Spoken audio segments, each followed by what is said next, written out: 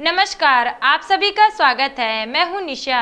आइए पूरी खबरें देखते हैं संगम न्यूज़ पर। जीतेगा बस जीतेगा, रोज देखिए हमारे साथ सिर्फ संगम न्यूज़ पर। यूपी में चुनाव नजदीक आते ही नेताओं के नए नए चुनावी दांव सामने आ रहे हैं। इस बार यूपी के कैबिनेट मिनिस्टर सिद्धार्थनाथ सिंह का एक वीडियो सोशल मीडिया में जमकर वायरल हो रहा है, जिसमें मंत्री जी एक पकौड़े वाले की दुकान में जाकर खुद पकौड़े तलते नजर आ रहे हैं। दरअसल मंत्री जी की अपने विधानसभा क्षेत्र प्रयागराज शहर के पश्चिमी के विकास खंड भागवतपुर के प्रशासनिक भवन का लोकार्पण करने के बाद वापस अपने घर आ रहे थे। तभी रास्ते में रिमझिम बारिश के बीच बमरौली एयरपोर्ट के पास एक चाय की दुकान पर उनकी कार अचानक रुक गई। मंत्री जी गाड़ी से उतरकर पकौड़े की एक दुकान पर पहुंचे। किसी अजूबे की तरह उन्होंने पकौड़े वाले को पकौड़ी बनाते देखा तो उससे पकौड़ी बनाने का तरीका पूछने लगे। बात यहीं खत्म नहीं हुई। मौका देखकर मंत्री जी खुद पकौड़ी तलने लगे। मंत्री जी के समर्थकों को उनका ये पकौड़ी प्रेम इस कदर रास आया कि उन्होंने मंत्री जी का वीडियो बनाकर सोशल मीडिया पर वायरल कर दिया, जो इस समय जमकर ट्रेंड हो रहा है। मंत्री जी ने इसके बाद भाजपा कार्यकर्ताओं के साथ चाय पीने का लुत्फ उठाया। काफी देर दुकान पर रुककर लोगों से बातचीत कर चुनावी मन को टटोला और फिर मंत्री जी मंद मंद मुस्कुराए और आगे चल पड़े। किशोरों के कोविड-19 वैक्सीनेशन कार्यक्रम में लापरवाही बरतने पर प्रयागराज में 8 सरकारी कर्मियों के खिलाफ कार्रवाई की गई। इसमें 5 बीडीओ, 2 ग्राम पंचायत अधिकारी व 1 सफाई कर्मी भी शामिल हैं। बहादुरपुर, मोइमा, सहसो, चाका, करचना के बीडीओ को धीमी वैक्सीनेशन करने पर कारण बताओ नोटिस दी, जबकि कोंघियारा में वैक्सीनेशन कार्यक्रम में लापरवाही बरतने पर 2 बीडीओ को प्रतिकूल प्रविष्टि जारी हुई। इसके अलावा कोंघियारा के कर्मा स्थित बाल विज्ञान मंदिर में वैक्सीनेशन कार्यक्रम में लापरवाही पर सफाई कर्मी शिव कुमारी को प्रतिकूल प्रविष्टि दी गई। इस अभियान की जागरूकता को आगे बढ़ाने में रुचि न लेने पर उनके खिलाफ कार्रवाई हुई है, क्योंकि अगर इसकी जागरूकता नहीं बढ़ी तो बच्चे कोविड वैक्सीनेशन के लिए कैसे सेंटर पर आएंगे। स्वरूप रानी नेहरू मेडिकल कॉलेज में नर्सों ने काम ठप कर हंगामा शुरू कर दिया। सभी नर्स एकत्रित होकर प्रदर्शन कर रही हैं और आरोपी डॉक्टर के खिलाफ कार्रवाई की मांग पर अड़ी हैं। इससे अस्पताल में अफरा तफरी का माहौल है। नर्सों का आरोप है कि एक डॉक्टर उनके साथ बदतमीजी करता था, जिससे परेशान होकर उन्होंने काम का बहिष्कार कर दिया। साथ ही वार्ड बॉय ने भी आरोप लगाया है कि उन लोगों को भी डॉक्टर बेवजह परेशान करता था, जबकि नर्सों का आरोप है कि डॉक्टर रात में उनका दरवाजा खटखटाकर उनको बुलाता था और उनका ये भी आरोप है कि डॉक्टर उनको रात में बुलाकर उनकी लिपस्टिक और काजल चेक करता था।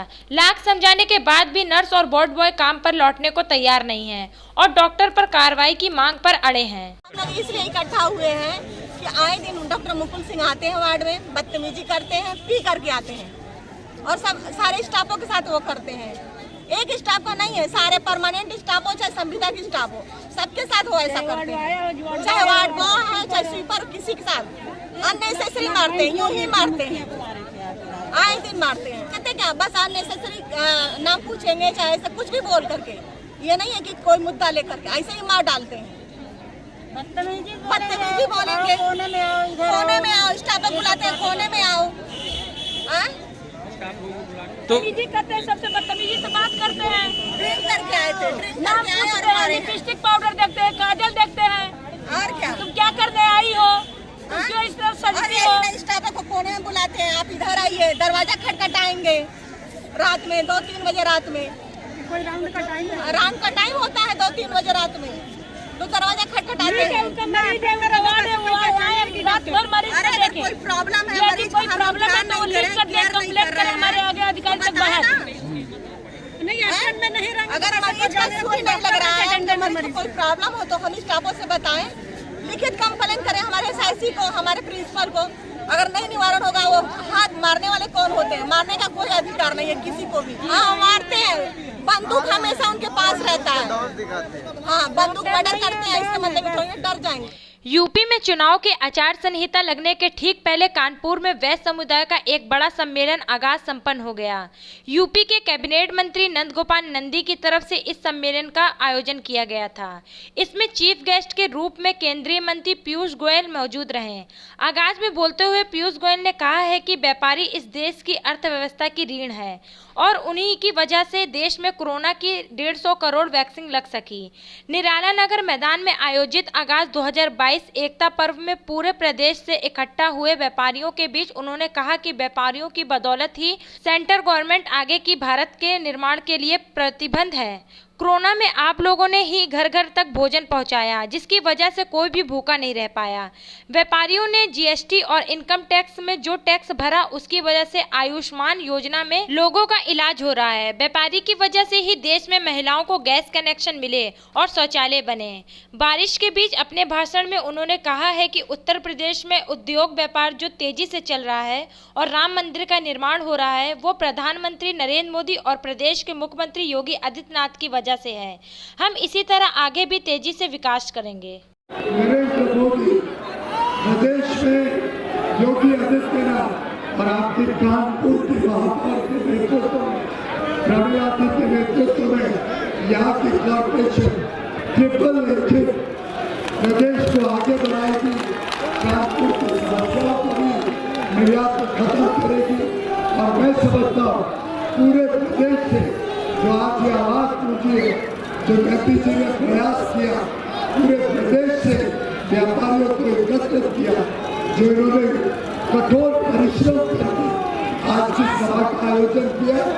ये चुनाव घोषणा के पहले आखिरी सभा होगी और इस सभा ने एक बड़ा संदेश पूरे उत्तर प्रदेश में भेजा है कि सारे समाज को साथ लेकर, हर समाज को साथ लेकर, सबके साथ के साथ, सबके विकास के लिए, सबका विश्वास जीत के और हम सबके प्रयास के साथ उत्तर प्रदेश और तेज गति से आगे विकास के रास्ते पर चलेगा। मेरी तरफ से और सबकी तरफ से आप सब स्वस्थ रहें, आप सब सुरक्षित रहें, ऐसी प्रार्थना करके मैं आप सबको फिर एक बार बहुत बहुत धन्यवाद करता हूँ।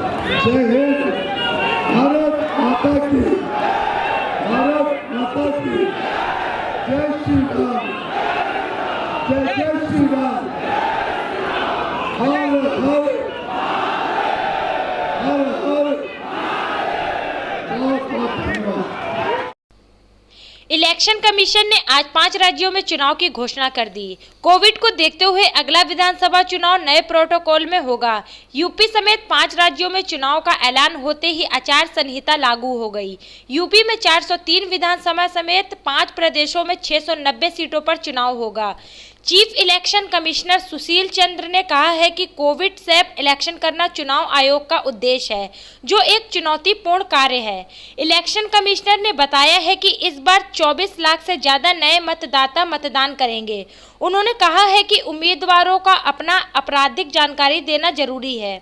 80 साल के लोगों, दिव्यांगों और कोरोना प्रभावित के लिए ही पोस्टल बैलेट होगा।